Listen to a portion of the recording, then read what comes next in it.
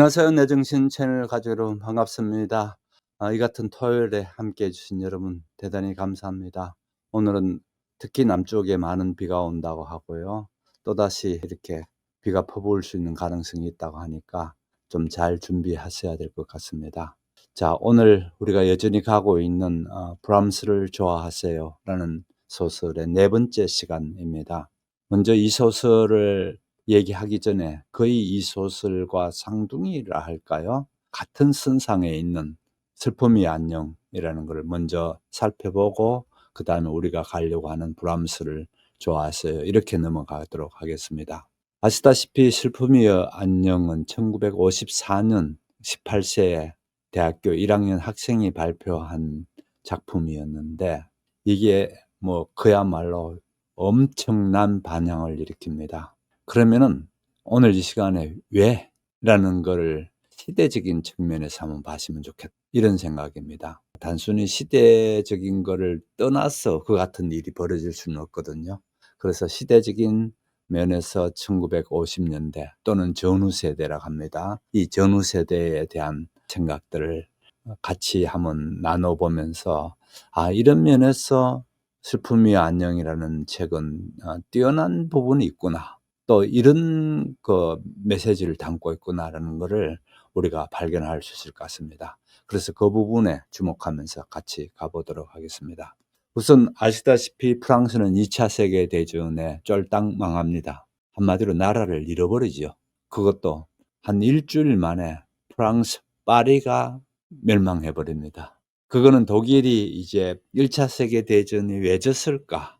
독일이 열심히 연구를 해서 그 다음에 2차 세계대전을 일으키면서 1차 세계대전의 패배 원인을 잘 분석해서 그거를 뛰어넘는 전쟁 수법을 썼기 때문에 그렇습니다. 다시 말씀드려서 1차 세계대전은 참호전이라는 이렇게 붙어서 전선을 형성시켜 놓고 장기간 가는 이 전쟁에서 독일은 손발 다 들 수밖에 없었죠. 그거를 잘 연구한 독일은 이번에는 정광석화처럼 해치우겠다는 겁니다. 그 방식은 보병 중심의 전투가 아니고 기갑 중심의 전투를 합니다. 그러니까 따라오는 보병은 없고 탱크를 몰고 마구 질주해 들어가는 방식으로 들어갑니다. 너무너무 빨리 밀고 들어가는 거죠. 그러니까 탱크 중심으로 쭉 밀고 들어가면 그냥 되는 겁니다. 이럴 정도로 쭉 밀고 가다가 걸리는 것이 무조건 쏴버리고 계속 그런 식으로 밀고 내려가다 보니까 파리가 그렇게 빨리 함락되어져 버립니다. 파리를 함락시킨 히틀러는 파리를 중심으로 해서 파리 밑에 있는 프랑스를 한 반을 잘라서 이 반을 비시 정권이라 해서 일종의 꼭두각시 정권을 형성해 놓습니다. 그래서 마음대로 어떻게 할 수 있도록 비시 정권을 하고 그 다음에 북쪽으로 있는 프랑스의 반쯤은 독일이 직접 다스리는 방식으로 그렇게 되어집니다. 이렇게 나라 뺏기게 되니까 프랑스 지성인이든지 좀 생각 있는 사람들은 해외에서 투쟁운동을 벌입니다. 대표적으로 영국에서 이제 그 투쟁운동을 벌이죠. 그렇게 영국에서 투쟁운동을 벌이는 분류가 있었고 2차 세계대전이 끝나고 난 뒤에 이제 문제됩니다. 아시다시피 2차 세계대전은 결국은 히틀러가 스스로 자살할 수밖에 없는 그런 형태로 되면서 2차 세계대전이 끝나버립니다. 이제 끝나게 되니까 문제는 이때의 비시 정권에 있었던 사람들, 히틀러의 앞잡이가 돼서 프랑스인들을 그렇게 마구 괴롭히고 히틀러의 손발 노릇을 했던 그 반역자들이죠. 이 반역자들을 어떻게 처리해야 되느냐는 문제라든지 또는 안 그러면은 외부에서 프랑스의 독립을 위해서 애썼던 그 사람들은 또 어떻게 해야 되는가라는 것. 물론 프랑스를 외부에서 그렇게 되살리기 위해서 했던 사람들의 목소리가 엄청 커졌겠죠. 그들 목소리와 그 전후 세대의 처리 문제 이런 걸로 뭐랄까 아주 시끄럽게 되어지는 그런 상황이 있고요. 또 한 가지는 거의 많은 부분이 파괴됩니다. 그렇게 많은 부분이 파괴됐다면은 주로 아까도 말씀드렸다시피 탱크를 중심으로 한 이 진격이었기 때문에 웬간하면 그냥 다 날려버리는 방식입니다. 탱크를 가지고 그냥 쏴대면서 진격을 했기 때문에요. 물론 파리를 완전히 초토화시키진 않았습니다. 그거는 또 이유가 있습니다. 히틀러는 참 야무진 꿈을 꾸고 있었던 게 파리를 자기네들 왕국의 중심으로 삼으려고 생각합니다. 그래서 히틀러의 하수인들을 데리고 가서 실제 파리 도시를 전부 다 연구하게 만들고 이 파리를 훨씬 더 현대적이면서 훨씬 더 대규모의 전 세계적인 도시로 만들겠다. 이런 꿈을 가지고 설계를 다 할 정도였습니다. 그러니까 귀중한 유산의 루브르 박물관 같은 거 부수면 안 되죠. 어, 세계 최고의 박물관이라고 자랑하고 있는 그 박물관인데 이런 것들은 당연히 손대지 않죠. 안 되는데 그러나 많은 부분의 도시들이 그렇게 인제 파괴된 상황에서 도시를 재건해야 되는 문제, 이런 문제와 또 그다음에 경제적으로 매우 어렵습니다. 그렇지 않습니까? 그렇게 너무 나라 뺏겨서 있는 경우라든지 막 이제 해방이 됐다 하더라도 하루아침에 뭘 일으켜서 스스로 살아갈 수 있는 힘이 힘들죠. 이렇게 힘들 때의 얘기입니다. 그래서 이때에 1950년 54년에 소설이 발표된 게요. 그러니까 1950년 초 이때의 상황이 얼마나 힘든 상황인가. 한마디로 매우 힘들었습니다. 당장에 경제적으로도 힘들 뿐더러 정신적으로도 그렇고 또 지도자들이 하는 모양새도 그렇고 그다음에 무엇보다도 전후 처리 문제에서 이 전쟁을 겪고 이렇게 하면서 살아남은 기성세대 같은 경우에는 어떻게 하든지 파리를 재건하는 데 도덕적인 문제라든지 또 정신적인 거라든지 이런 가치관이라든지 또 역사 인식이라든지 국가관이라든지 이런 것들을 이제 제대로 세워야 된다는 쪽에 있는가 하면 거기에 대해서 젊은이들 사이에서 반발이 나오기 시작합니다. 바로 인제 이 얘기하려고 그러는 겁니다. 젊은이들은 생각은 '좋다. 역사도 좋고 다 그렇지만은 현재 내가 중요하지 않느냐. 현재 내가 뭔가 누릴 수 있는 게 돼야 되는데 그 과거 역사의 아픔이라든지 과거 청산이든지 이런 걸 가지고 온 나라를 휘젓고 가서는 안 된다. 내가 중요하다.'라는 게 젊은이들의 가운데 일어나기 시작합니다. 그렇게 젊은이들 가운데 그런 분위기에서 정확히 그거를 꿰뚫고 거기에 대해서 큰 자극, 큰 바람을 일으키게 한 소설이 바로 슬픔이여 안녕이라는 소설입니다. 그래서 슬픔이여 안녕을 보시게 되면은 이 소설에 나타나는 가치관의 문제는 완전히 달라집니다. 예를 들어 가지고 이 슬픔이여 안녕에서 나오는 안느 또는 안이라는 주인공이 가지는 거는 대표적으로 파리의 기존 기성세대들이 가지고 있는 가치관, 정신세계, 그런 쪽이라면은 또 이쪽에 세실이라는 17 살짜리 아이 또 그 40 대의 아버지 이 사람들은 거의 뭐 이쪽하고는 완전히 반대했습니다. 뭔가 하면은 지금 현재 내가 즐기고 내가 자유를 갖게 되고 내 자신이 중요한 거지 그 역사 거창한 그런 얘기 자꾸 하지 말라는 겁니다. 도덕 규범 이런 얘기 하지 말라는 겁니다.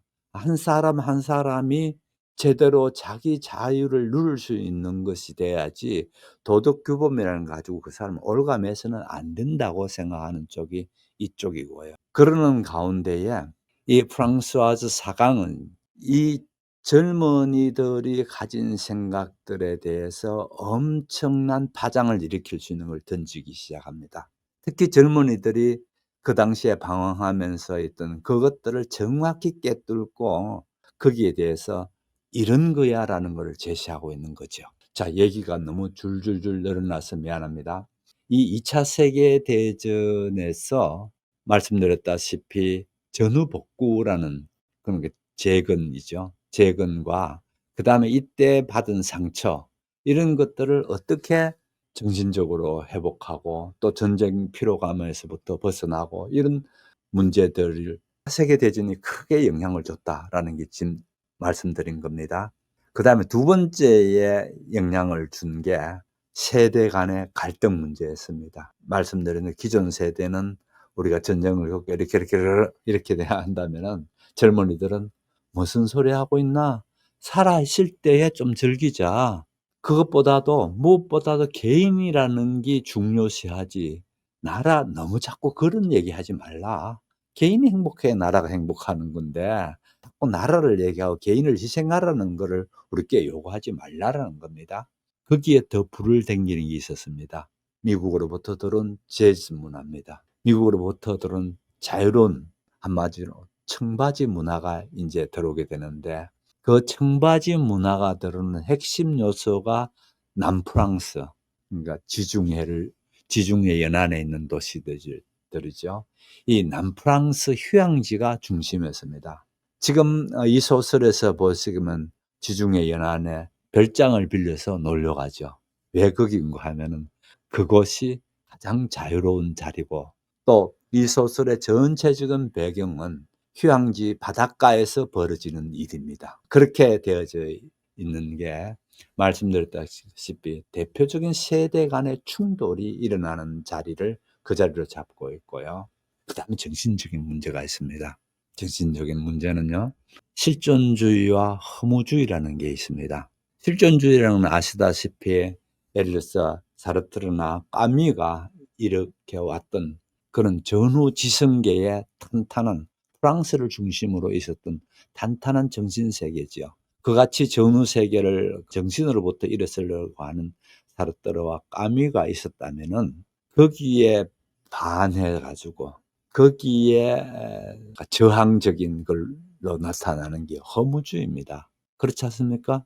가만 보니까 전쟁 때에 속절없이 죽어간 생명들은 또 어떻게 되고 또 자기네들이 프랑스가 세계 최고의 그 문화와 세계 최고의 나라인 줄 알고 있었는데 웬걸 어떤 독일의 히틀러라는 생전 들어보지도 못한 녀석이 나와 가지고 하루아침에 까뭉개 버린단 말이에요. 하루아침에 당한 큰 충격 이런 것들이 만만치 않겠죠. 그러다 보면은 여기에서 나타나는 게 이제 허무주의가 나타납니다. 그래서 철학적이고 뭐 이런 것보다 그거는 촛대 뺏가는 얘기하지 말고 지금 순간을 살자라는 겁니다. 이 젊은이들의 허무주의적인 생각들이죠. 순간을 살자라는 거에 대해지면서 그러다 보면 쾌락이라는 게 나오게 되죠. 그다음에 이때 나오는 게 음악, 특히 인제 미국으로부터 들어온 재즈와 그다음에 그 샹송도 마찬가지입니다. 이브 몽땅이라든지 줄리엣 그레코라든지 이런 사람들이 인제 큰 음악적으로 영향을 주게 되고요. 그다음에 패션입니다. 패션 가운데는 좀 전에 말한 청바지도 패션이 될 수 있을지 작업복인지 모르겠지만은 그 작업복조차도 일종의 패션이 되고요. 그다음에 줄무늬 셔츠, 선글라스, 그다음에 해변. 웬만하면 논다 하면 해변에 일단 놀아야 됩니다.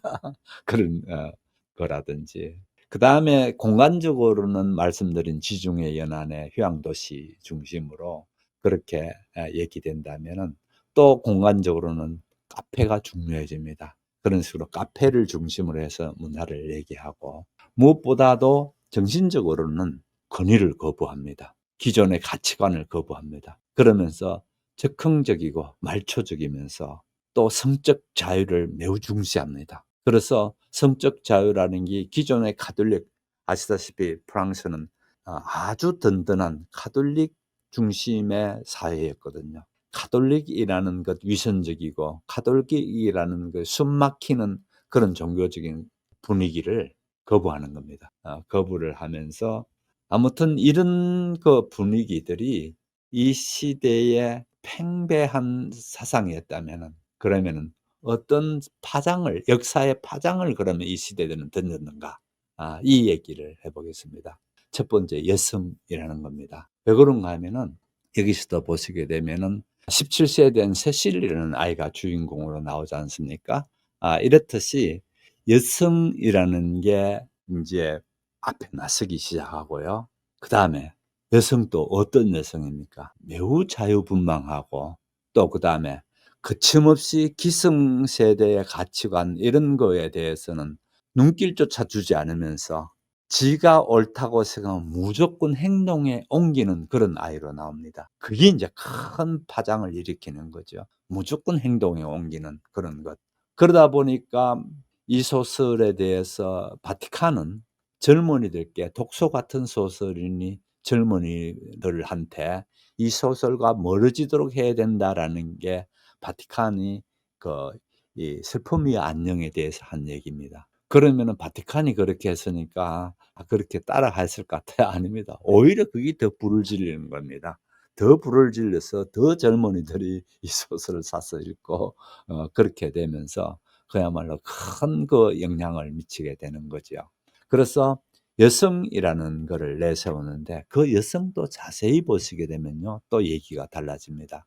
무슨 얘기인가 하면은 이 소설에서 중요한 부분이 나라는 거를 잘 나타나 있습니다. 나라는 거를 깊이 들어가 봅니다. 이게 굉장히 의미 있는 게요, 우리가 소설을 읽을 때 너무 얘기라고 해서 읽을 경우에는 별로 감흥도 없고요, 그래가는 제대로 소설이 안 됩니다. 이 소설을 대하면서 읽으면서 깊이 내가 그 소설 속에 빠져들어가는 이유는요, 바로 나라는 것을 보기 때문에 그러거든요. 그 소설 작품 속에 나를 보기 때문에 그렇습니다. 결국 나에 대한 반성, 나의 심리의 깊은 부분까지 들어가서 나를 다시 보는 겁니다. 자, 일반적으로 있는 나가 하나 있다면은 또 심리적인 나가 있어서 이 일반적인 나와 심리적 나와의 많은 대화가 일어납니다. 그래서 이 또 다른 나라고 봅시다 그러면요, 또 다른 나와 그냥 일상적인 나와의 대화 속에서 서로 간의 어떤 갈등 속에서 이 소설은 진행되고 있고요. 시간적으로도 보더라도요, 단지 1년 사이입니다. 이 세실이라는 아이는 17세 때에 있었던 한 그 해변가에서 있었던 어마어마한 말도 안 되는 연극과 같은 이 사건을 일으킴으로 인해서 안이라는 사람이 죽어버리고 이런 거에 대한 1년 이후에 인제 그거를 들여다보기 시작합니다. 그럼 여기서도 보면은 시간적으로도 1년 사이 간격을 두고 내가 있고 지금 소설을 쓰고 있는 내가 있는 거예요. 요런 것도 한번 보세요. 분명히 차이가 있죠? 하나는 1년 전의 나였고요. 그러니까 정말 멋모르고 그렇게 했던 일을 저질른 나가 있고요. 또 지금 1년 이후에 내가 이 소설을 쓰면서 나를 이렇게 저렇게도 뒤져보기도 하고 이러는 얘기들이 이 소설에 쭉 연결됩니다. 그래서 특히 여성의 목소리가 이 소설에서 굉장히 중요하게 대두됐다. 그래서 여성의 목소리가 "너 저렇게 해." 그 얘기가 아닙니다. 나를 중심으로 생각합니다. 나 중심으로 봤을 때 1년 전의 나와 지금 나가 마구 이렇게 얘기가 일어나고, 그 1년 전의 나와 지금 얘기가 마구 얘기가 일어나는 가운데에 우리는 거기에 인제 동참하게 되는 거죠. 그다음에 두 번째의 이 소설이 던진 파문인데요. 이 소설이 던진 파문 가운데 무엇보다도 부르주아 윤리에 대한 노골적인 도전이죠. 기존의 안정적인 삶, 또 당시에 프랑스 사회가 했던 결혼, 가족, 성윤리 이런 것들에 대해서 정면으로 거부하고 나서죠. 그래서 17세 아이가 마구 그렇게 남자 관계를 갖고 이러는 장면들이 너무너무 충격적인 거죠. 그래서 기존 부르주아 윤리에 대해서 정면으로 반대하고 나서게 되고요. 무엇보다도 즉흥성입니다. 기존에 막 계획하고 뭐 하고, 뭐 하고, 뭐 하고 했던 그런 거에 비해서 즉흥성이라는 것이 청년 문화의 핵심 부분이다, 상징이다라는 부분을 이렇게 보여주고, 이 즉흥성에는 그 욕망과 방황 이런 것들을 그대로 받아 맨몸으로 부딪히는 거죠. 과거에는 욕망, 방황 이럴 것 같으면 그거 하면 안 돼. 큰일 나." 그러니까 '아 이거 했다가는 어떻게 될까?' 이런 생각했다면은 이제는 과거의 그 생각에 바로 자기 몸을 가지고 그 같은 즉흥성과 방황이라는 걸 그대로 받아들이는입니다.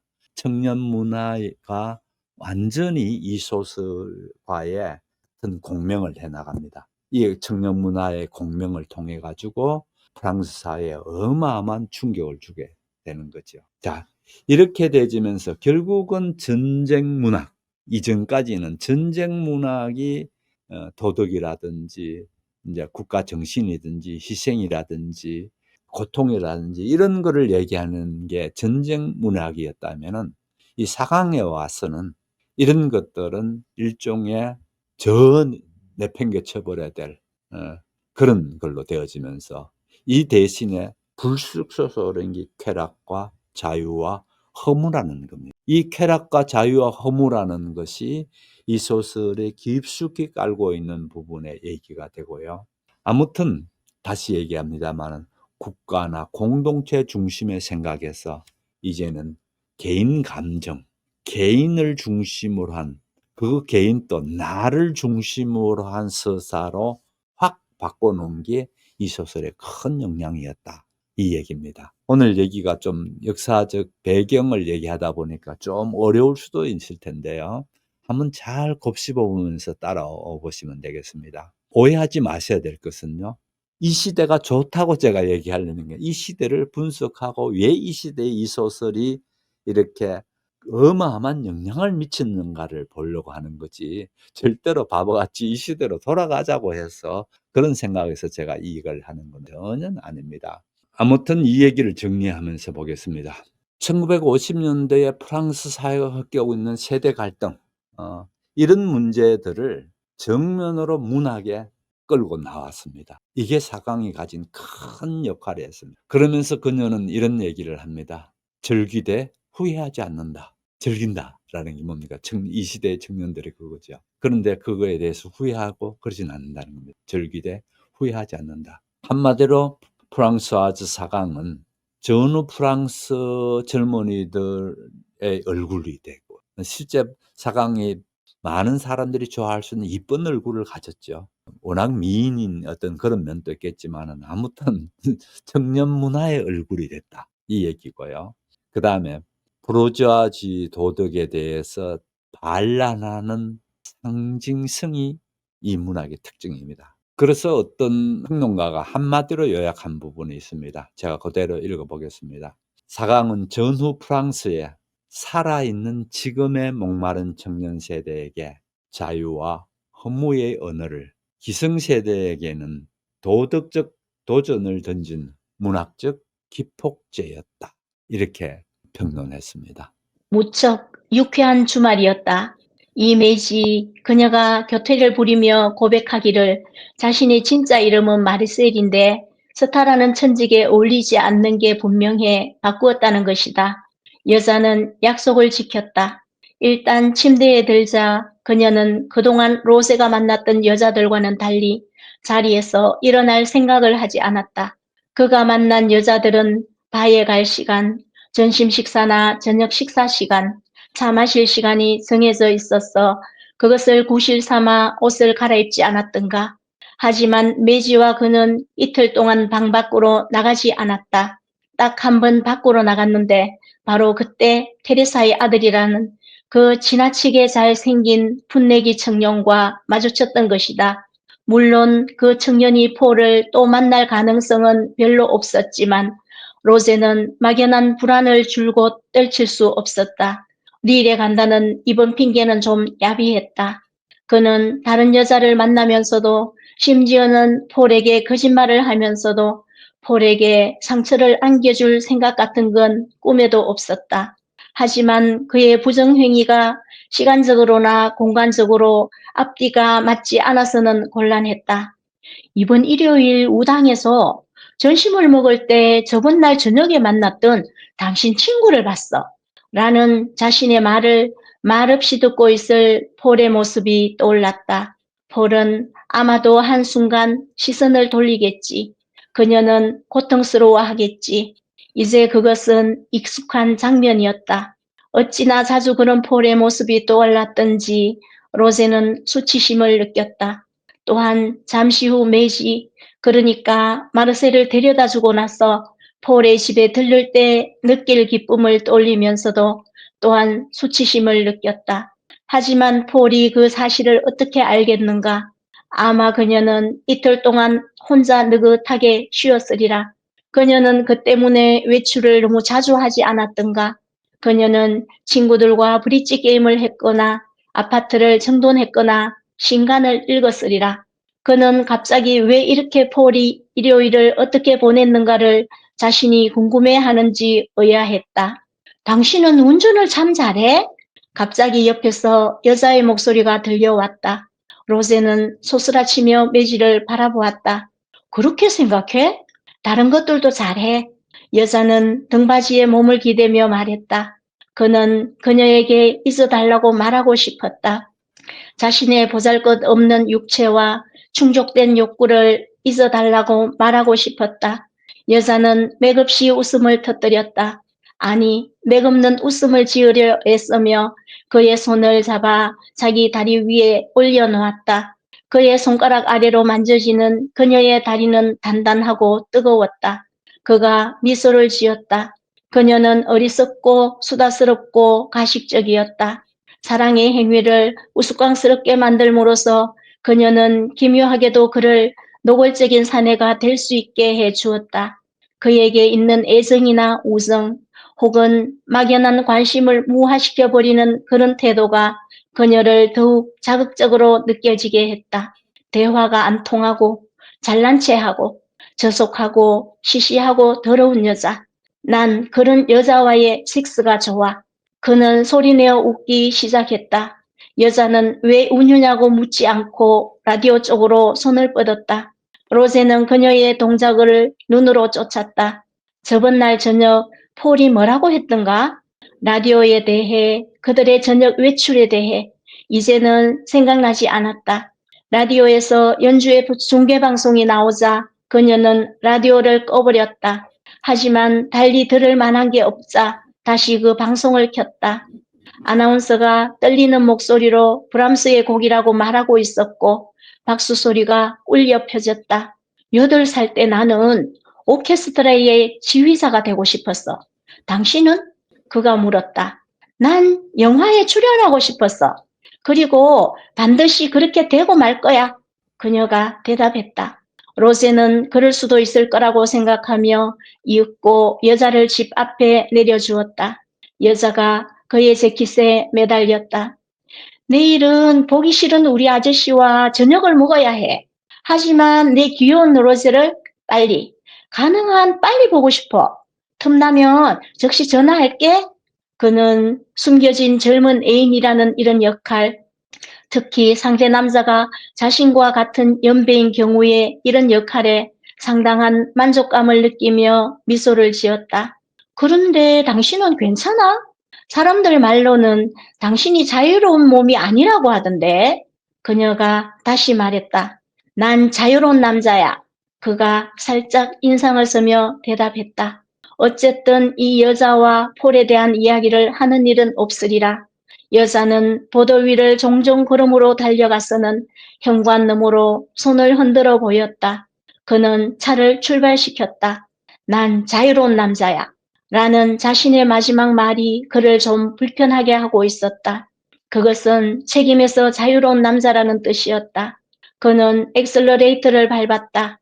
가능한 한 빨리 폴을 만나고 싶었다. 그녀만이 그를 안심시킬 수 있었고 그녀는 그렇게 해줄 것이었다. 지난번에 폴한테는 거짓말을 했죠. 미래 사업상에 가야 된다. 그렇게 거짓말하고 젊은 술집에서 만난 젊은 여자 매지하고 이제 둘이 주말 여행을 보내는 얘기입니다. 이렇게 카메라는 둘이 한마디로 바람피고 있는 그 장면을 이렇게 이제 비춰주깁니다. 무척 유쾌한 주말이었다. 이렇게 7장이 시작됩니다. 이 매지를 이제 설명을 합니다. 그녀 교태를 부리며 고백하기를 자신의 진짜 이름은 마르셀인데 스타라는 천직에 어울리지 않는 이름이 분명히 이름을 매지라고 바꿨다는 얘기도 하고 그러면서 이제 매지하고 처음에 이제 매지가 그 얘기했죠. 우리 시골에 가서 넓은 방 얻어놓고 그 방에서 아무것도 하지 말고 들어 누워서 놀자. 이제 이렇게 얘기했지 않습니까? 실제 이제 그렇게 한다는 얘기입니다. 그래서 로제는 워낙 이 여자, 저 여자 건들면서 그렇게 하는 바람꾼이었죠. 바람꾼인데 아까도 말씀드렸다시피 1950년대 이 시대가 이런 경향이 시대적 경향을 볼 수가 있습니다. 그렇게 시대적 경향에 따라서 이제 이렇게 하는 거에 비해서 그렇게 하다 보니까 많은 노는 여자, 소위 말하는 몸 파는 여자들에 대해서 잘 알고 있습니다. 근데 그 몸 파는 여자들은 보면 딱딱 뭐가 정해져 있다는 겁니다.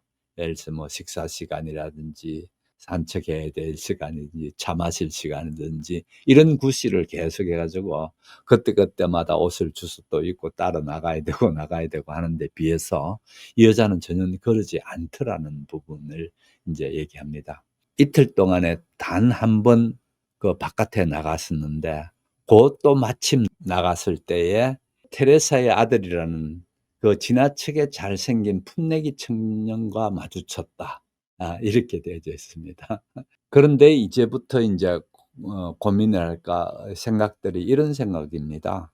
거짓말하고 왔는데 이 거짓말했는 거를 바람피고 있는 거를 들켰으니까 폴을 중심으로 해서 삼각관계에 있는 두 사람 경쟁 구도의 관계에 있는데 이렇게 있는 삼각관계 속에서 생각에 이 폴한테 이 시몬이 얘기했을 거라는 생각을 갖습니다.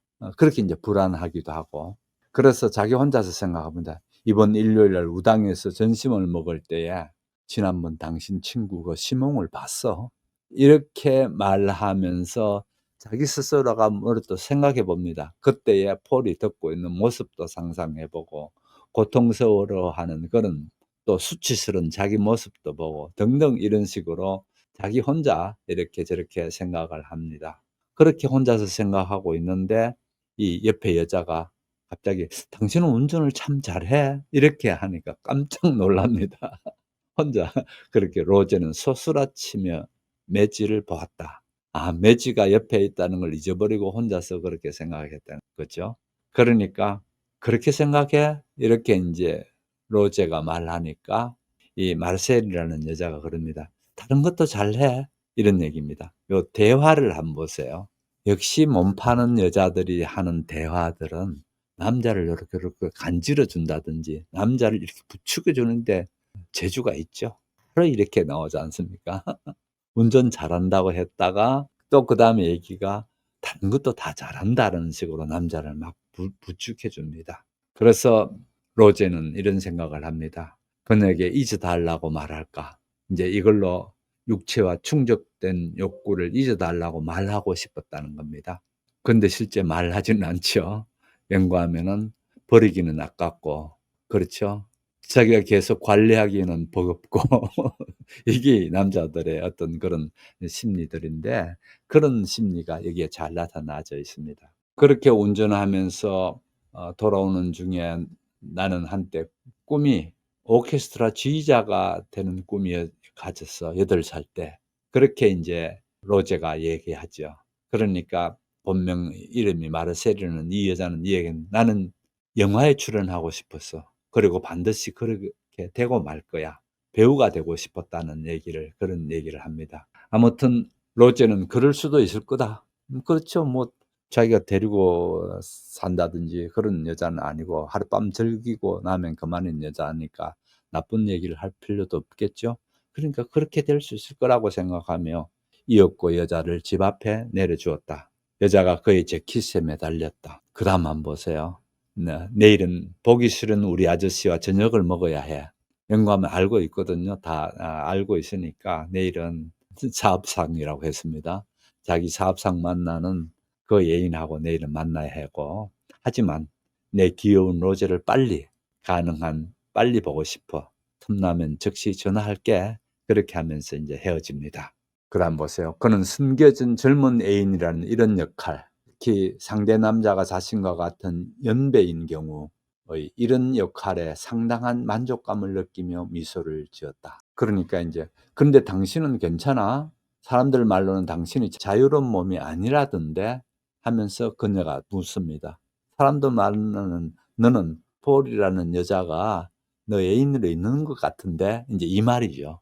그렇게 물으니까 그다음에 남자 한번 보십시오. 난 자유로운 남자야. 이 말을 합니다. 이때의 자유로움이라는 게 아까도 말씀드렸다시피 이 시대가 지향하는 시대 정신이었습니다. 어떻게 자유라는 걸 갖게 되는데 이 자유는 심지어 성적인 것조차도 자유롭고 또 거기에다가 이 자유는 또 한편으로는 모든 책임에서 자유로운 것. 그러니까 책임에서부터 자유로워져 버리면은 이 자유라는 거는 이 세상을 엉망진창으로 만들어 버리는 게 자유거든요. 그래서 책임에서 자유로운 남자라는 뜻이다. 이렇게 돼서 핵심을 딱 짚고 이제 그렇게 얘기합니다. 폴은 그가 도착하기 직전에 외출해서 돌아온 듯 여전히 외투를 입고 있었다. 그녀의 얼굴은 창백했다. 그가 도착하자 그녀는 그의 품으로 뛰어들더니 어깨에 매달린 채 움직이지 않았다. 로제는 두 팔로 그녀를 안고 그녀의 머리에 뺨을 대고 그녀가 입을 열기를 기다렸다. 일찍 돌아오길 잘한 일이었다. 그녀는 그를 필요로 하고 있었다. 그녀에게 무슨 일인가 일어난 것이 분명했다. 자신이 그 일을 예감했다고 생각하면서 그는 그녀에 대한 자신의 애정이 커지는 것을 느꼈다. 그는 그녀를 보호해주고 있었다. 물론 그녀는 강인하고 독립적이고 지적이었지만 그가 아는 그 어떤 여자보다도 여자답다는 것을 그는 잘 알고 있었다. 그리고 그런 점에서 그녀에게는 그가 필요했다. 폴은 그의 품 안에서 부드럽게 몸을 뗐다. 여행은 잘했어? 릴은 어땠어? 그는 힐끗 그녀에게 시선을 던졌다. 그랬다. 폴은 의심 같은 건 전혀 하고 있지 않았다. 그녀는 그런 식으로 상대를 떠보는 여자가 아니었다. 그가 눈썹을 치켜 올렸다. 그저 그랬어. 당신은 뭐 했어? 별일 없었어. 라고 대답하며 그녀는 고개를 돌렸다. 그는 더 이상 캐묻지 않았다. 나중에 그녀가 이야기해 주리라. 당신은 여기서 어떻게 지냈어? 어제는 일을 했어. 그리고 오늘은 플레이엘 홀에서 열리는 연주회에 갔었어. 당신 브람스 좋아해? 그가 웃으며 물었다. 그에게 등을 돌리고 있던 그녀가 너무나 갑작스럽게 몸을 돌리는 바람에 그는 한 발 물러섰다. 왜 그렇게 묻는 거지? 돌아오는 길에 라디오에서 그 연주회를 중계해 주는 걸 들었거든. 그랬구나. 물론 중계 방송을 했겠지. 맞아. 하지만 당신에게 그런 감성적인 면이 있다니 놀라운걸? 내가 보기엔 당신이 그래. 무슨 일인데? 나는 당신이 달의 부부집에서 브릿지 게임을 하거나 그녀는 작은 거실에 불을 켜고는 지친 태도로 외투를 벗었다. 그 반덴 벳이라는 청년이 나를 그 연주회에 초대했어. 나는 달리 할 일이 없었고, 그런데 내가 브람스를 좋아하는지 어떤지 더 이상 알 수가 없더라고. 믿어져? 내가 브람스를 좋아하는지 어떤지 더 이상 알 수도 없다는 게. 그녀는 웃기 시작했다. 처음에는 조그맣게 이윽고 웃음소리가 점점 커졌다. 로제의 머릿속에서 폭풍우가 몰아치기 시작했다. 시몽 반덴 베시. 그렇다면 그 녀석이 나를 무당에서 만났다는 말을 하지 않았을까? 그것보다도 도대체 그녀는 지금 왜 웃고 있는 것일까? 폴, 진정해. 그런데 당신 그 풋내기와 뭘 했지? 그가 물었다. 브람스를 들었지. 그녀가 중간중간 웃어가며 말했다. 브람스 얘긴 집어치워. 하지만 이건 브람스에 관한 얘긴걸? 로제가 그녀의 어깨를 잡았다. 너무 웃은 나머지 폴의 눈에는 눈물이 맺혀 있었다. 폴, 나의 폴. 그 녀석이 당신한테 무슨 말을 한 거야? 무엇보다도 녀석이 당신에게 원하는 게 뭐야? 그가 물었다. 그는 몹시 화가 나 있었다. 따돌림 당하고 웃음거리가 된 것 같은 느낌이었다. 물론 그가 젊디 젊은 25살이긴 하지. 그가 말했다. 내겐 그게 오히려 단점인걸. 그녀가 부드럽게 말했다. 그가 그녀를 다시 품에 안았다. 폴, 난 당신을 완전히 믿어. 이토록 말이야. 당신이 그런 풋내기를 마음에 들어 할지도 모른다는 생각만으로도 난 참을 수가 없어. 로제는 그녀를 안은 손에 힘을 주었다. 문득 그는 다른 남자에게 팔을 내미는 폴, 다른 남자와 입맞춤을 하는 폴, 다른 남자에게 애정을 표하고 관심을 쏟는 폴을 떠올렸다. 고통스러웠다. 남자들은 뻔뻔스러운 데가 있어? 폴은 별다른 유감 없이 생각했다. 날 완전히 믿는다니. 완전히 믿는 나머지 날 속이고 혼자 내버려 두다니. 하지만 그 반대의 일이 일어난다는 생각은 전혀 하지 않아. 참 대단해. 그는 친절하지만 개성이 없어. 그뿐이야. 우리 어디 가서 저녁 먹을까? 그녀가 물었다. 자, 이 부분 보겠습니다. 폴은 그가 도착하기 직전에 외출해서 돌아온 듯 여전히 외투를 입고 있었다. 연구하면은 로제는 급히 마치 출장에서 돌아온 것처럼 운전해서 폴 집으로 바로 가지요. 바로 가서 보니까 폴은 외출하고 돌아온 그런 옷의 차림을 갖고 있었습니다. 그러니까 로제는 두 팔로 그녀를 안고 그녀의 머리에 뺨을 대고 그녀가 입을 열기를 기다렸다. 혹시나 이제 시몽의 얘기를 듣고 자기가 바람피고 있는 걸 알까 싶어서 입을 열기를 기다릴 수밖에 없겠죠. 그렇게 하는데 어떤 느낌이 그녀에게 뭔가 일이 있었던 것은 분명했다. 자신이 그 일을 예감했다고 생각하면서 그는 그녀에 대한 자신의 애정이 커지는 것을 느꼈다. 갑자기 또 이제 그 애정이 커진다는 겁니다.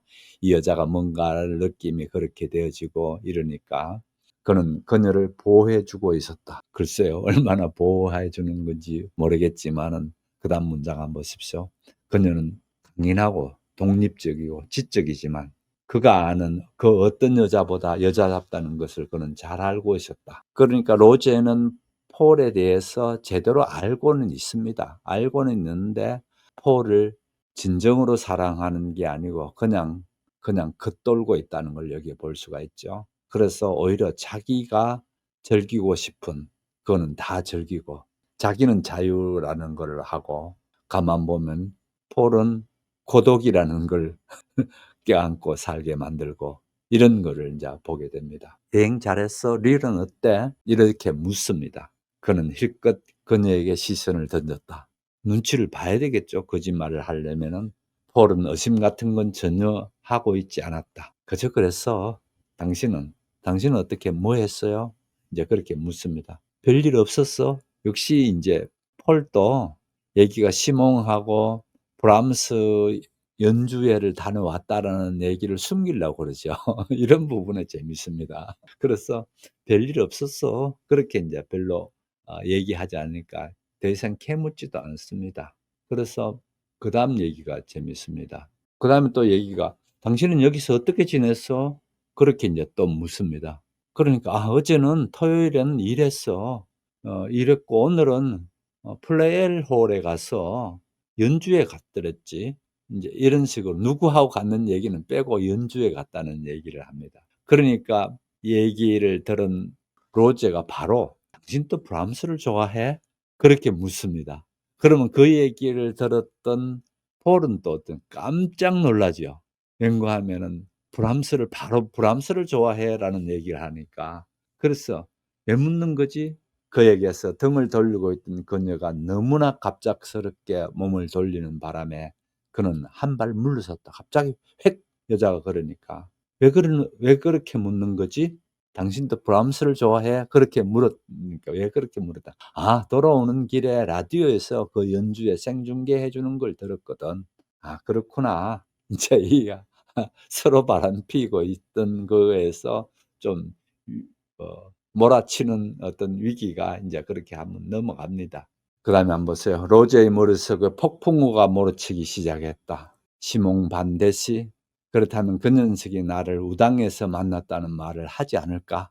이제 이러면서 또다시 자기가 바람피었다가 걸렸던 얘기를 합니다. 도대체 그녀는 지금 왜 웃고 있을까? 폴, 진정해. 그런데 당신 그 풋내기가 뭘 했지? 이제 그 풋내기라는 게 시몽이죠. 시몽과 같이 그 음악회를 갔다 왔다 그러니까 뭘 했느냐고 이제 묻습니다.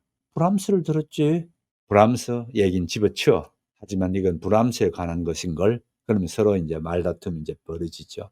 브람스에 대한 얘기지. 이제 이렇게 얘기 나옵니다. 로제가 그녀의 어깨를 잡았다. 너무 웃은 나머지 폴의 눈에 눈물이 맺혀 있었다. 폴, 나의 폴, 그 녀석이 당신한테 무슨 말을 한 거야? 무엇보다도 녀석이 당신에게 원하는 게 뭐야? 이런 식으로 묻습니다.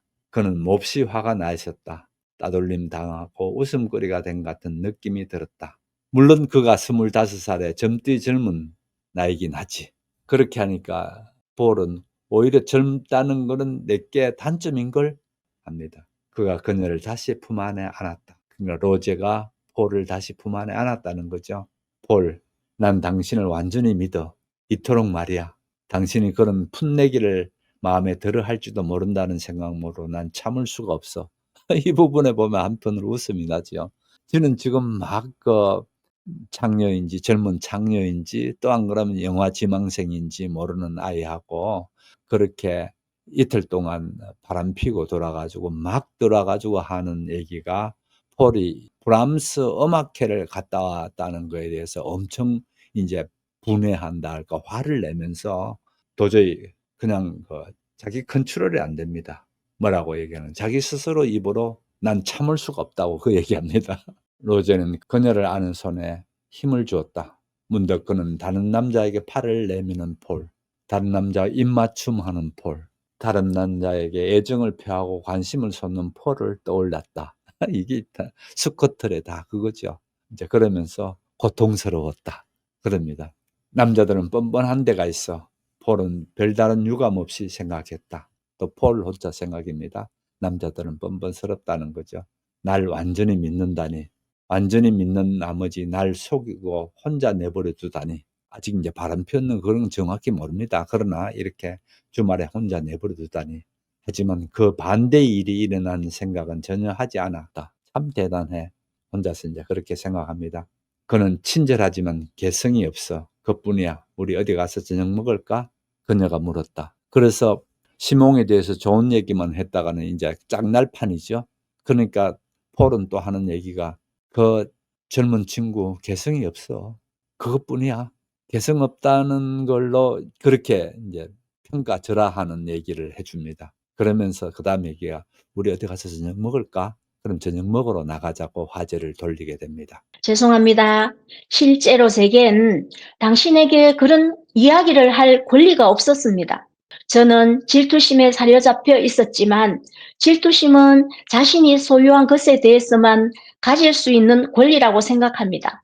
어쨌든 당신을 당혹스럽게 한 건 분명합니다. 이제 저로부터 벗어나실 수 있을 겁니다. 저는 소송 사건 때문에 상사와 함께 시골로 떠납니다. 상사 친구의 집인 낡은 시골집에서 머물 겁니다. 침대에서는 마편초 향이 나고 방에는 불이 피워져 있고 아침마다 창문 앞에서는 새들이 노래하겠지요. 하지만 저는 이번만큼은 목가적인 청년의 역할을 할 수 없을 것 같습니다. 당신이 제 곁에서 잠을 잘 테니까요. 난로불 빛을 받으며 당신이 제 손 닿는 곳에 있다고 생각할 겁니다. 중간에 돌아올 생각을 10번도 더 하겠지요. 당신이 다시는 저를 보고 싶지 않다고 해서 제가 당신을 사랑하지 않을 거라고 생각하지는 마세요. 당신의 시몽. 편지는 폴의 손에 불안정하게 쥐어 있었다. 이윽고 편지는 시트 위로 미끄러졌다가 카펫 위로 떨어졌다. 폴은 베개 위에 머리를 얹고 두 눈을 감았다. 시몽은 자신을 사랑하고 있는 게 분명했다. 오늘 아침 그녀는 몹시 지쳐 있었다. 제대로 잠을 자지 못했던 것이다. 어젯밤 릴에서 돌아오는 길에 대한 그녀의 질문에 로제가 무심코 내뱉은 한마디 때문이었다. 처음에 그녀는 그 말에 그다지 신경이 쓰이지 않았다. 하지만 그는 말을 더듬었고 목소리를 점점 더 작게 내더니 마침내 말꼬리를 흐렸던 것이다. 일요일에 거기서 돌아오는 길은 언제나 끔찍하지. 하지만 붐비긴 해도 도로에서 속도를 낼 수 있었어. 그가 억양을 바꾸지 않았다면 그녀는 아무것도 눈치채지 못했으리라. 그녀는 2년 전부터 발달시켜 온 그 무시무시한 자기방어 기제, 무의식적인 두뇌의 반사작용 덕택으로 릴까지 새로 뚫린 멋진 도로를 머릿속에 떠올렸다. 하지만 그는 지레 말을 멈추었고 그녀는 그를 바라보지 않았다. 그러다가 15초쯤 후에 그녀가 다시 대화를 시작해야 했다. 저녁 식사는 평상시 같은 분위기에서 끝났다. 하지만 폴은 질투나 호기심 이상으로 강렬한 그 순간 엄습한 피로감과 한멸감으로부터 벗어날 수가 없었다. 너무도 익숙하고 너무도 사랑하는 그 얼굴이 눈앞에서 그녀가 혹시 사실을 눈치채지 않았는지 알아내려 애쓰고 있었고, 그녀는 얼굴에 떠오른 고통을 냉혹한 사형 집행관처럼 감지해내려 하고 있었다. 그때 그녀는 이 사람은 나를 이렇게 고통스럽게 하고도 부족하단 말인가? 이 사람에게는 아무 차이도 없는 걸까? 하고 생각하고 있었다. 이제 그녀는 그가 기대하는 것처럼 의자에서 일어나 여유 있고 우아한 태도로 식당을 가로지를 수도, 집 앞에서 작별 인사를 할 수도 없을 것 같았다. 그녀가 하고 싶은 것은 다른 것이었다. 그에게 욕설을 퍼붓고 자기 잔을 그의 얼굴에 던지고 싶었다. 그가 심심찮게 만나온 시시한 창녀들과 차별되는 자신을 기품 있고 존중받을 만한 존재로 만들어주는 모든 것을 포기해버리고 싶었다. 그런 창녀들 중 하나가 되고 싶었다. 로제는 그 여자들이 어떤 존재인지, 자신이 어떤 인간인지 그녀에게 충분히 이야기하지 않았던가? 그는 그녀에게 사실을 숨기려 하지 않았다. 그랬다. 그는 정직했다. 하지만 이렇게 뒤얽힌 삶 속에서 그런 정직성만으로는 누군가를 제대로 사랑하고 행복하게 만들어줄 수 없는 게 아닐까 하고 그녀는 자문했다. 필요한 경우 자신이 좋아하는 것을 포기할 각오가 되어 있다 해도 말이다. 시몽의 편지는 카펫 위에 떨어져 있었다. 폴은 침대에서 일어나다가 그것을 밟았다. 그녀는 편지를 주워 다시 읽었다. 그런 다음 책상 서랍을 열고 만년필과 종이를 꺼내 답장을 썼다. 이제 8장에 들어왔습니다. 8장 첫 얘기가 죄송합니다. 이렇게 시작합니다. 그 다음 문장들을 보게 되면은 역시 변호사답게 그렇게 써놨습니다. 실제로 제겐 당신에게 그런 얘기를 할 권리가 없었습니다. 뭔가 하면 지난번에 음악 감상을 하고 난 뒤에 카페에 가서 이렇게 얘기를 하다가 결국은 이제 마지막 통보를 해버리죠. 그렇게 마지막 통보에 대한 얘기입니다. 그런 얘기에 내가 내게는 권리가 없다는 거죠. 권리라는 건 자기 소유에 대한 건데 내가 당신을 본 적도 없고 한데 내가 어떤 권리가 있겠느냐. 이제 이런 변호사다운 그런 말을 하고 있습니다. 저는 질투심에 사로잡혀 있지만 질투심은 자신이 소유한 것에 대해서 가질 수 있는 권리라고 생각합니다. 질투심에 있긴 한데 사실은 나는 소유한 것이 아니기 때문에 헛짓고 있다는 거죠. 질투심을 갖고 있는 거는. 어쨌든 당신을 당혹스럽게 한 건 분명합니다. 이제 저로부터 벗어나실 수 있을 겁니다. 그러니까 이 편지를 받게 됐는데 이 편지에서 엄청난 이제 통보를 이쪽 시몽으로부터 폴은 받게 됩니다. 그러면서 이제 이 시몽은 상사와 더불어 소송 사건 때문에 시골에 와 있다. 그러면서 아주 낡은 상사의 친구의 집에서 이렇게 보내는데 아침마다 창문에서는 새가 노래하고 이렇게 시골 생활에 목가적인 청년의 얘기를 해줍니다. 저는 이번만큼은 목가적인 청년의 역할을 할 수 없을 것 같습니다. 당신이 제 곁에서 잠을 잘 테니까요. 난로 빛을 받으며 당신이 제 손 닿는 곳에 있다고 생각할 겁니다. 여전히 어떻게 되나요? 여전히 사실은 짝나는 편지인 줄 알았는데 얘기가 뭡니까? 여전히 이어지고 있는 그런 부분을 보게 되죠. 그러면서 자기 고민도 얘기합니다. 돌아올 생각을 10번도 더 하겠지요. 당신이 다시는 저를 보고 싶지 않다고 해서 제가 당신을 사랑하지 않을 거라고 생각하지는 마세요. 당신의 시몽. 이렇게 거창하게 또 이제 편지가 왔습니다. 편지는 폴의 손에서 불안정하게 쥐어 있다. 이제 이렇게 되니까 또 폴은 많이 흔들리겠죠. 이었고 편지는 시트 위에 미끄러졌다가 카펫 위로 떨어졌다. 이제 어떻게 할 수가 없으니까 그렇게 편지를 떨어뜨립니다. 폴은 베개 위에 머리를 두고 두 눈을 감았다. 시몬은 자신을 사랑하고 있는 게 분명했다.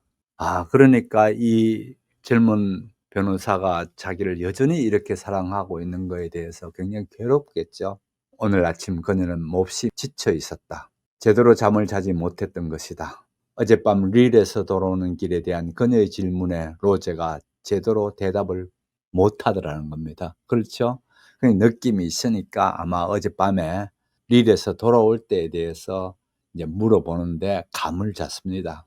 뭔가 하면 일요일에 거기서 돌아오는 길은 언제나 끔찍하지. 하지만 붐비긴 했어도 도로에선 속도를 낼 수가 있어. 이렇게 이제 거짓말을 이제 막 그렇게 합니다. 할 때에 그 말하는 톤에서 여자의 감수성, 그걸 가지고 거짓말하고 있다는 것을 찾아냅니다. 하지만 그는 지레 말을 멈추었고 그녀는 그를 바라보지 않았다. 그러다가 15초쯤 후에 그녀가 다시 대화를 시작했다. 저녁 식사는 평상시와 같은 분위기에서 끝났다. 하지만 폴은 질투나 호기심 이상으로 강렬한 그 순간 엄습한 피로감과 환멸감으로부터 벗어날 수가 없었다. 너무나도 익숙하고 너무나도 사랑하는 그 얼굴이 눈앞에서 그녀가 혹시 사실을 눈치채지 않았는지 알아내려 애쓰고 있었고 그녀의 얼굴에 떠오른 고통을 냉혹한 사형 집행관처럼 감지하고 있었다. 그때 그녀는 이 사람은 나를 이렇게 고통스럽게 하고도 부족하단 말인가? 그렇죠. 로제는 늘 이렇게 바람을 피우면서 힘들게 하는 부분을 이제 그럽니다. 이제 그녀는 그가 기대하는 것처럼 의자에 일어나 여유있고 우아한 태도로 식당을 가로지를 수도 이 집 앞에서 작별 인사를 할 수도 없을 것 같았다. 그렇지 않습니까? 바람 피고 돌아온 남자께 무슨 작별 인사까지 하고 싶겠어요? 그녀가 하고 싶은 것은 다른 것이었다. 그 다음 나옵니다. 그에게 욕설을 퍼붓고 자기 잔을 그의 얼굴에 던지고 싶었다. 그렇죠? 그런 욕이나 해주고 그 자기 앞에 있는 잔을 얼굴에 갖다 엎어버리고 싶다는 거죠. 그가 심심찮게 나온 시시한 창녀들과 차별되는, 그러니까 늘 이제 로제는 그런 창녀들하고 놀아나니까 창녀들과 차별되는, 자신을 기품 있고 존중받는 만한 존재로 만들어주는 모든 것을 포기해버리고 싶었다. 그런 창녀들 중에 하나가 되고 싶었던 것이다. 뭐 눈치 고치 볼 것 없이 그렇게 이제 막 나가겠다는 거죠. 이제는요.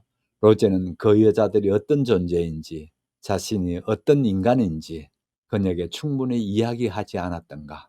예, 로제가 그렇게 해놔놓고는 와서는 또 이제 전에 말이죠. 전에 얘기가 그렇게 해놔놓고 장녀들이 얼마나 보잘것없는 생각을 하고 있는가라는 얘기를 해줬기 때문에 이제 안다는 거죠. 하지만 이렇게 뒤얽힌 삶 속에서 그런 정직성만으로는 누군가를 제대로 사랑하고 행복하게 만들어줄 수 없는 게 아닐까 하고 그녀는 자문했다. 필요할 경우 자신이 좋아하는 것을 포기할 각오가 되어 있다 해도 말이다. 시몽의 편지는 카페 뒤에 떨어져 있었다. 폴은 침대에서 일어나다가 그것을 밟았다. 뭔가 좀 이렇게 복선이 나오는 것 같죠? 그 편지를 밟았다. 일어나다가 밟았다는 부분에서 그녀는 편지를 주워 다시 읽었다. 그 다음 책상 서랍을 열고 만년필과 종이를 꺼내 답장을 썼다. 이제 읽는 사람이 바짝 긴장되는 그런 순간이 왔습니다. 뭐라고 답장을 쓸까요?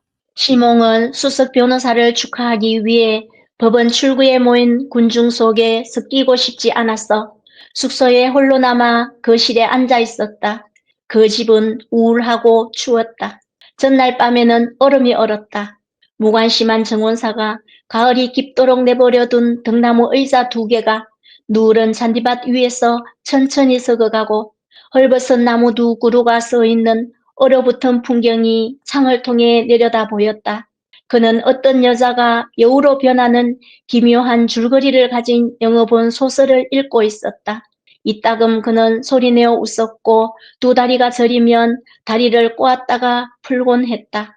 몸 어딘가가 불편하다는 느낌이 점차 그를 책으로부터 떼어놓았다. 이윽고 그는 자리에서 일어나 책을 내려놓고 밖으로 나왔다. 그는 정원 아래쪽에 있는 작은 연못까지 걸어 내려가면서 추위의 냄새, 좀 더 멀리 울타리 너머에서 희미하게 풍겨오는 낙엽 타는 냄새에 뒤섞인 저녁의 냄새를 맡았다. 그는 낙엽 타는 냄새를 무엇보다 좋아했으므로 그 냄새를 더 잘 들이마시려고 그 자리에 서서 눈을 감았다. 이따금 조그맣지만 날카로운 새소리가 들려왔다. 이런 향수의 종합, 완벽한 어울림이 왠지 그 자신의 향수를 달래주는 것 같았다. 그는 탁한 물 위로 몸을 기울여 한 손을 담그고 자신의 여윈 손가락들을 바라보았다. 물속에서 손가락들은 손바닥과 그의 수직을 이룰 정도로 굴절되어 보였다. 그 자리에서 움직이지 않은 채 그는 마치 신비로운 물고기라도 잡으려는 듯이 물속에서 천천히 주먹을 쥐었다. 폴을 만나지 못한 지 이제 일주일하고도 반이 지났다. 그의 편지를 받고 그녀는 어깨를 살짝 어색해 보이고는 로제가 그것을 발견해 시몽 자신을 조롱하게 하지 않으려고 편지를 치워버렸으리라. 왜냐하면 그녀는 착한 여자였으므로 시몽은 그 사실을 잘 알고 있었다. 그녀는 착하고 친절하고 그리고 불행했다. 그에게는 그녀가 필요했다. 하지만 어떻게 그 사실을 그녀에게 납득시킨단 말인가? 어느 날 저녁 그는 저 옴산한 집 안에서 멀리 파리에 있는 그녀에게 전달될 정도로 오랫동안 강렬하게 그녀를 떠올리는 시도를 하지 않았던가? 심지어는 잠옷차림으로 서재로 내려와 텔레파시에 관한 책을 찾아보기까지 했다. 물론 그것은 헛수고였다. 그것이 유치한 짓임을 그는 알고 있었다. 그는 언제나 어린아이 같은 해결책이나 요행에 기대어 모든 곤란을 극복하려 해왔다. 하지만 폴은 노력을 기울일 가치가 있는 사람이었고 그는 그 사실을 숨길 수가 없었다. 그의 매력으로 그녀를 정복할 수는 없으리라. 그는 오히려 자신의 외모가 그녀에게 별다른 호소력을 갖지 못한다는 것을 느끼고 있었다. 내 머리는 보기에만 그럴듯하고 속은 비어있는지도 모르지? 라고 그는 소리내어 중얼거렸다. 그 바람에 찢어질 듯 울어대던 새가 한순간 울음을 멈추었다. 그는 천천히 집으로 올라와서는 카펫 위에 길게 누워 난로 속에 장작 한 개비를 던져 넣었다. 이제 플레리 변호사가 승리감 속에서 짐짓 겸손한 표정으로 하지만 평소보다 훨씬 더 자신감 넘치는 모습으로 이곳으로 돌아오리라. 플레리는 그에게 경탄하는 이 지방 사람들 앞에서 유명한 소송 사건에 대해 떠벌리리라. 디저트를 먹는 동안 조금쯤 지친 이곳 사람들은 부르고뉴 지방의 가벼운 안개로 뿌얘진 눈길을 예의 바르고 말수적은 젊은 수습 변호사, 즉 자신에게 돌리리라. 플레리는 그곳에서 가장 나이 많은 여자 수습 변호사를 가리키며 저 여자랑 잘 좀 해보지 그래? 쥐모? 이라고 소곤대리라. 그 나이 많은 여자와 그는 이미 함께 여행한 적도 있었지만 수석 변호사의 이런 집요한 암시는 두 사람 모두에게 별로 설득력이 없었다. 그의 예상은 들어맞았다. 다만 이번 경우는 그의 평생 가장 유쾌한 저녁 식사 중 하나였다. 그는 줄곧 이야기를 하며 수석 변호사의 말허리를 잘랐다. 그곳에 있는 여자들은 모두 그에게 매혹되었다. 숙소에 온 플레리 변호사가 그에게 파리 클레베가에서 루앙의 법원으로 전송된 편지 한 통을 건네주었던 것이다. 폴에게서 온 편지였다. 시몽은 주머니 속에 한 손을 넣어 손가락으로 그 편지를 만져보며 행복에 참 미소를 짓곤 했다. 그는 사람들과 줄곧 이야기를 하면서도 그 편지의 내용을 머릿속에서 고스란히 떠올리려 애썼다. 장난꾸러기 시몽. 그녀는 그를 언제나 이렇게 불렀다. 당신의 편지는 너무 슬프더군요. 나는 그럴 만한 가치가 없는 사람이에요. 사실 난 당신이 없어서 쓸쓸해요. 난 내가 어떤 사람인지 더 이상 잘 모르겠어요. 시몽. 그녀는 그의 이름을 한 번 더 쓴 다음 정말이지 근사한 이 두 마디를 덧붙였다. 빨리 돌아와요. 그는 저녁 식사가 끝나는 대로 즉각 돌아가리라. 파리까지 아주 빠르게 달려가리라. 그녀의 집 앞으로 가면 어쩌면 그녀를 볼 수 있을지도 몰랐다. 2시에 그녀의 집 앞에 도착한 시몽은 꼼짝도 할 수 없었다. 30분 후 자동차 한 대가 그의 앞에 왔었고 폴 혼자 내렸다. 그는 움직이지 않은 채 길을 걷는 그녀가 출발하는 차를 향해 손을 흔드는 것을 바라보았다. 시몽은 움직일 수가 없었다. 폴은 그런 사람이었다. 그는 그녀를 사랑하고 있었다. 그 사랑이 자신 안에서 폴을 부르고 폴과 만나고 폴에게 이야기하는 소리가 들려왔다.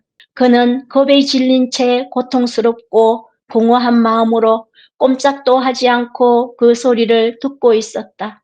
이제 시골에 이렇게 내려와 있는 시몽은 정말 시골이 가지고 있는 전원적인 이런 분위기와 이런 것 속에서 흠뻑 빠져 있습니다. 그러면서 동시에 그렇게 시골에 빠져 있는가 하면은 여전히 두고 온 폴에 대해서 집착하고 있는 부분을 보게 됩니다.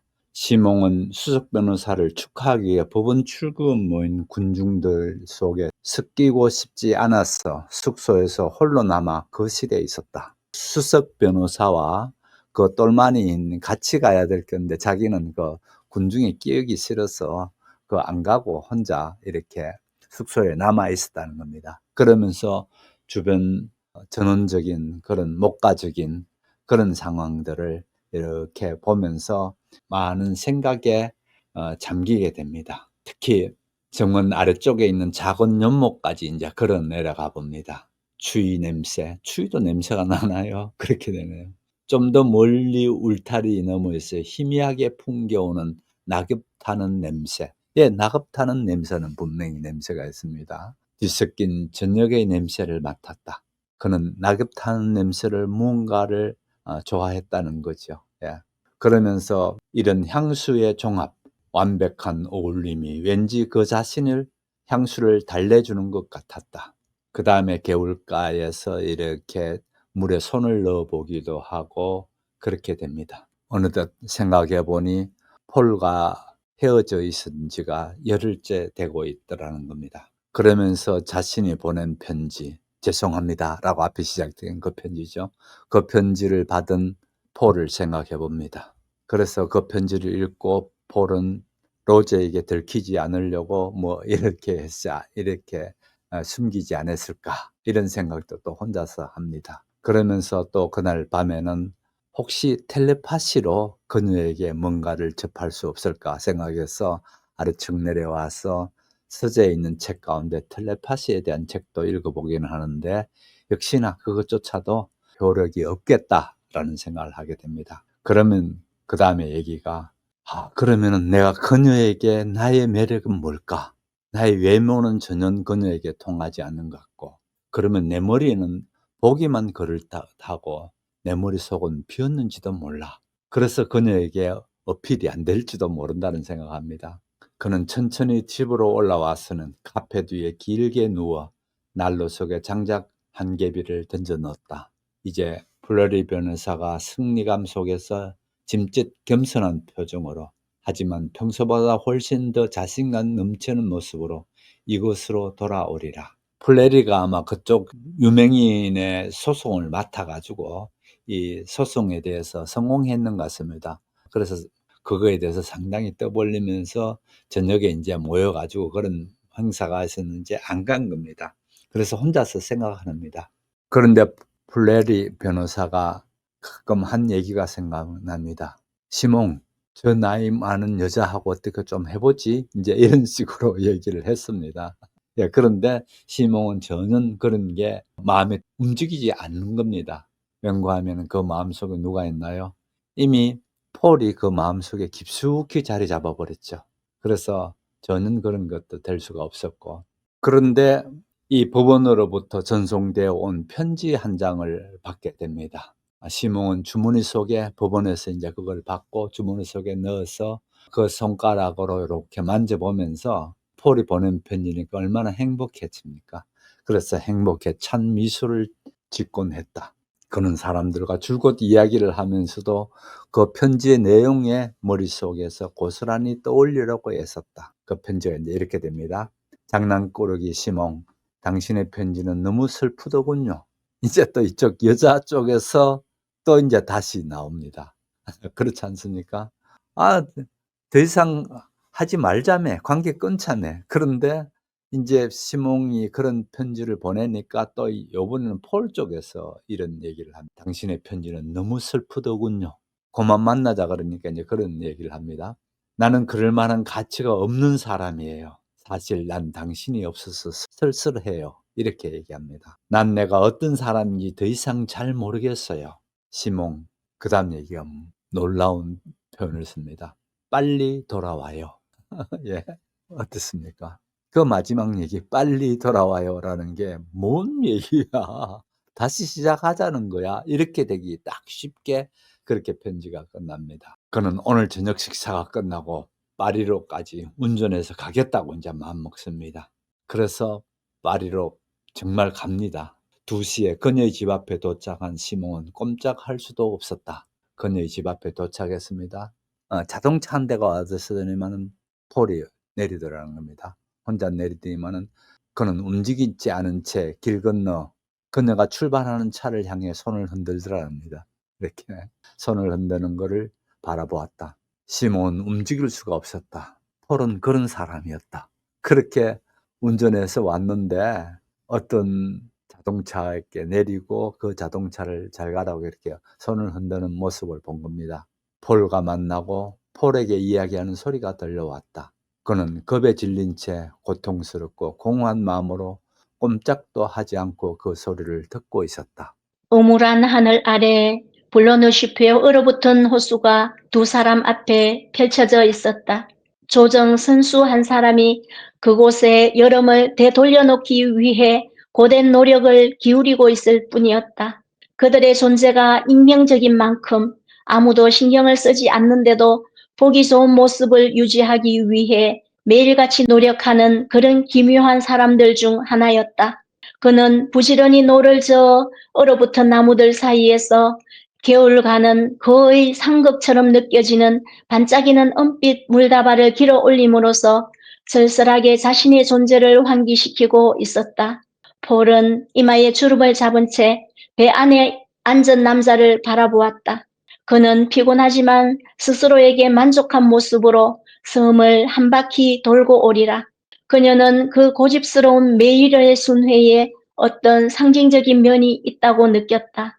시몽은 그녀 곁에서 침묵을 지키고 있었다. 그는 기다리고 있었다. 그녀는 그에게 몸을 돌리고 미소를 지어 보였다.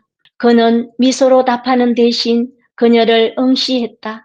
전날 밤 그로 하여금 프랑스의 한 지역 전체를 차로 가로지르게 만들었던 그 폴과 그가 답한 길처럼 정복당한 벌거벗은 채 그는 알 수 있었다. 자신이 내맡기고 있는 그의 머릿속의 폴, 그리고 진부한 배경 속에서 자신과 함께 철제 의자에 앉아 졸고 있는 자신을 보고도 거의 기뻐하지 않는 차분한 폴, 이 3명의 폴 사이에는 아무런 관계도 없는 것 같았다. 그는 실망했고 그 실망을 감추기 위해 이제 더 이상 그녀를 사랑하지 않는다고 생각하기 시작했다.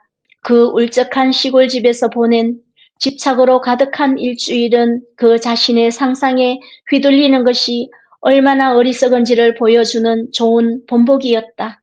하지만 다음 순간 그는 그녀의 지친 머리를 목덜미에 멍이 들 정도로 세차게 의자의 등받이 위로 젖히고 차분하기 짝이 없는 통통한 입술에 자신의 입술을 갖다 대는 상상을 하며 전율했다. 그녀의 입에서 2시간 전부터 흘러나온 것은 자신을 진정시키려는 부드러운 말뿐이었다. 그로서는 그런 말에 어떻게 대응해야 할지 알 수 없었다. 편지에다 그녀는 빨리 돌아와요 라고 쓰지 않았던가. 그는 그 구절로 인해 자신이 지나친 기대를 품었다는 사실보다 그 구절을 읽고 어리석게도 기뻐하고 즐거워하고 확신에 찼었다는 사실이 더 유감스러웠다. 그는 잘못 알고 행복해하기보다는 제대로 알고 불행해하는 편이 낫다고 생각했다. 그가 그 사실을 그녀에게 말하자 그녀는 조정 선수로부터 시선을 돌려 그를 지그시 응시했다. 장난꾸러기 시몽, 누구라도 그랬을 거예요. 당신이 우쭐했던 것은 당연해요. 그녀는 웃기 시작했다. 시몽은 그날 아침 미친 사람처럼 마티뇽가로 오지 않았던가? 그리고 그녀 자신은 그를 보자마자 그 편지가 별다른 의미가 있었던 게 아님을 그에게 이해시키려 애쓰지 않았던가? 그렇다 해도 당신은 아무에게나 빨리 돌아와요 라고 서는 여자는 아니지 않습니까? 라고 그는 거듭 물었다. 나는 외로웠어요. 그리고 아주 기묘한 상태에 놓여 있었어요. 물론 그렇더라도 당신에게 빨리 돌아와요 같은 구절은 쓰지 말았어야 했어요.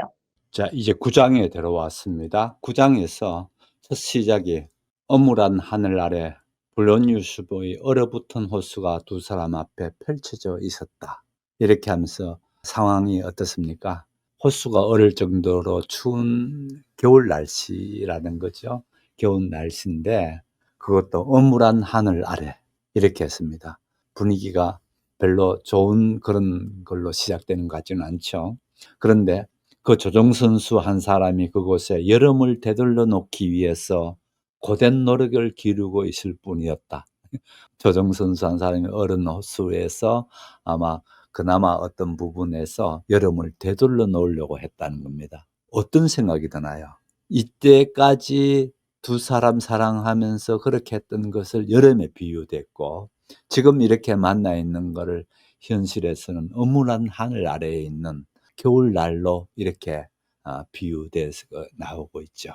아무튼 이런 것 속에서 폴도 그 노를 젓고 있는 얼어붙은 나무 사이에서 겨울과는 거의 상극처럼 느껴지는 반짝이는 은빛 물다발을 길어 올림으로써 쓸쓸하게 자신의 존재를 환기시키고 있었다.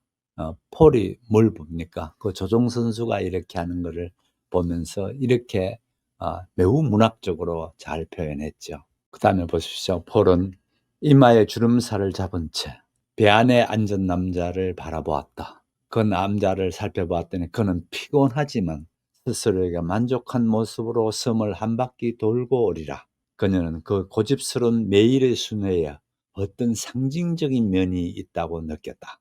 그렇죠? 삶이 또 이런 모습이겠죠. 그래서 저렇게 노를 저어가지고 한 바퀴 이렇게 돌고 돌아오는 것에서 어떤 상징성이 있지 않을까? 그렇게 폴은 생각합니다. 시몬은 그녀 곁에서 침묵을 지키고 있었다. 그는 기다리고 있었다. 그녀는 그에게 몸을 돌리고 미소를 지어 보였다. 이제 그 얘기했습니다. 그는 미소로 답하는 대신 그녀를 응시했다.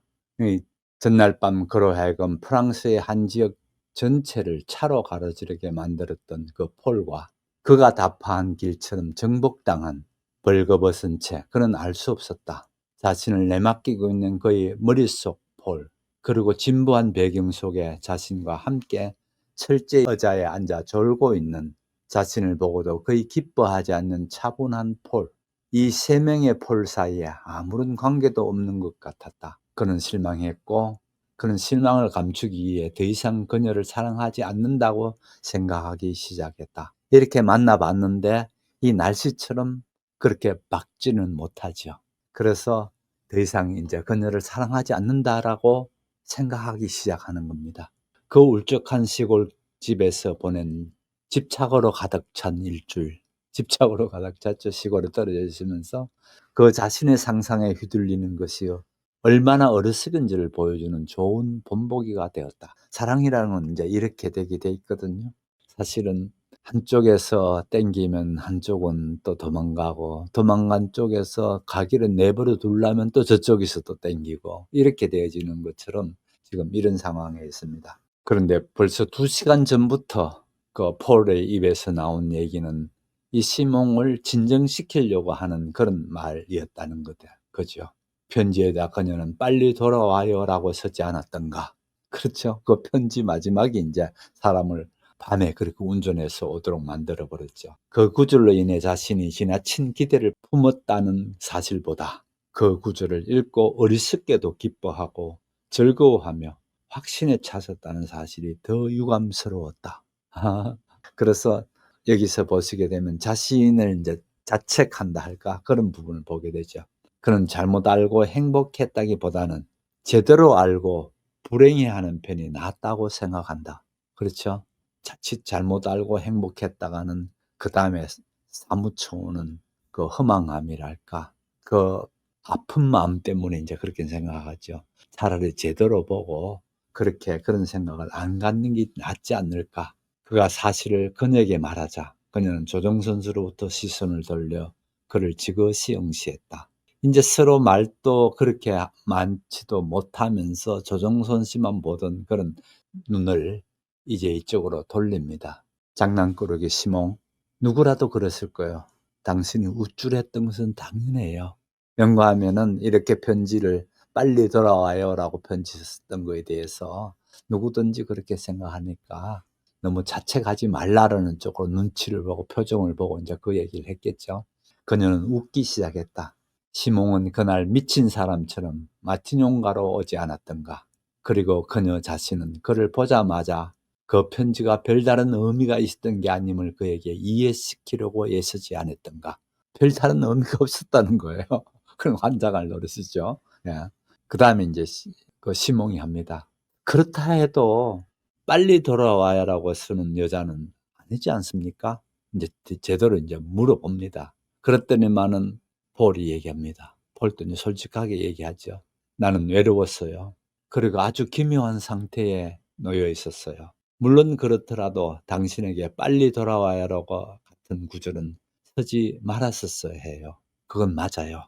이렇게 얘기를 합니다. 자, 오늘은 이만큼 하고 마쳐야 될 것 같습니다. 다시 보시게 되면은 이제 시몬과 폴과의 관계가 거의 이제 깨지는 듯한 그런 쪽으로 가고 있습니다. 그러나 또 한편으로는 보게 되면은 이 로제가 그렇게 바람 피우고 나와서도 뻣뻣하게 나오는 모양새라든지, 또 로제 자신은 그렇게 바람 피우고 브람스 음악을 듣고 온 거를 가지고 이제 엄청 그 화를 내는 어떤 이런 부분. 앞뒤가 안 맞죠. 지는 바람 피워 가지고 지금 막 돌았는데 여기다 한번 이러니까 이러는 부분 속에서 그야말로 아주 긴장이 치솟기 시작합니다. 긴장이 아주 치솟게 되는데, 그러는 중에 이 외로운 마음을 못 견뎌 했던 폴이 편지를 쓰면서 빨리 돌아와요라는 한마디 때문에 또 이 시몽은 미친 듯이 지금 올라왔습니다. 올라왔더니만은 오히려 그 빨리 돌아와요 했던 것이 내가 잘못 쓴 거다. 내가 그때 외로웠다. 이런 식으로 얘기하면서 달래려고 합니다. 이런 이제 사람 환장할 지경이죠. 그렇게 되어지면서 그야말로 이제 시몽하고는 끝나는 듯한 그런 느낌이 되어집니다.